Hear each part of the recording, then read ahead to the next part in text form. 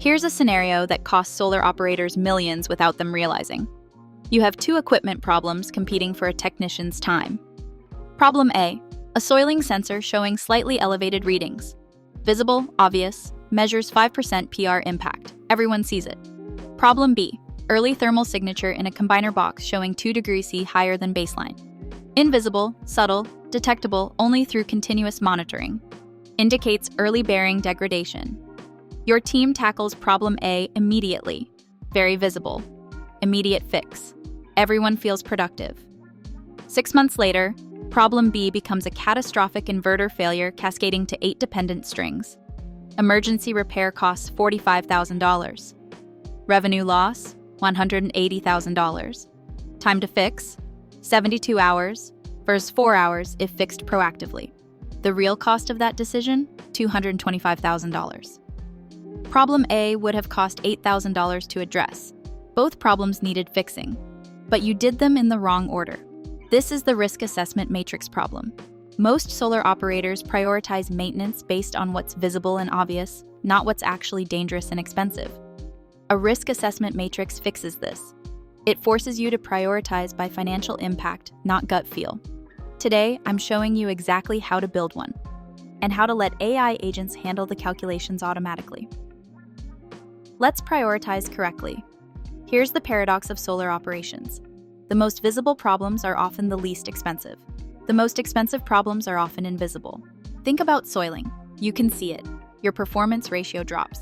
Everyone notices. You clean the panels. Problem solved. Cost, $8,000. Financial impact prevented, $20,000. Nice ROI. But now imagine a silent inverter degradation starting in month 18 of a 25-year project. Efficiency declining 0.3% per month. Completely invisible to traditional monitoring. No alerts, no obvious symptoms, just slowly dying. By month 24, it's at 70% efficiency. By month 30, it's at 50% efficiency. By month 36, failure. Financial impact of that failure, $180,000, $300,000 in downtime, plus emergency repair premium, plus cascade failures to dependent equipment. But nobody knew it was coming, so it was never prioritized. This is why risk matrices exist. They force you to evaluate every potential problem systematically across 2 dimensions. Dimension 1, likelihood, probability.